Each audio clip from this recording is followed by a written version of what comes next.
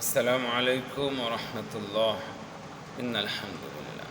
ন্যায়পরায়ণ শাসক বা দায়িত্বশীলদের মর্যাদা। আবু হুরায়রা রাদিয়াল্লাহু তাআলা আনহু হতে বর্ণিত নবী সাল্লাল্লাহু আলাইহি সাল্লাম বলেছেন, কিয়ামতের দিন 7 শ্রেণীর লোক আল্লাহর বিশেষ ছায়ায় নিচে থাকবে। যেদিন আল্লাহর ছায়া ছাড়া আর কোনো ছায়া থাকবে না। তার এক শ্রেণীর লোক হচ্ছে ইমামুল আদিল, ন্যায়পরায়ণ শাসক। সহিহ বুখারী 6806।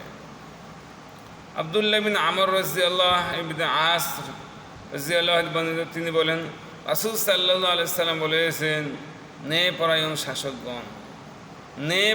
শাসকগণ কিয়ামতের দিন আল্লাহর নিকটে নূরের মেম্বরসমূহে মহিমাময় দয়াময় প্রভুর ডান পাশে উপবিষ্ট থাকবে।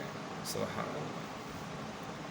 আল্লাহর নিকটে নূরের মেম্বার সমূহে মহিমাময় দয়াময় প্রভুর ডান পাশে উপবিষ্ট থাকবে। তার উভয় হাতই ডান হাত, অর্থাৎ সমান মহিমা।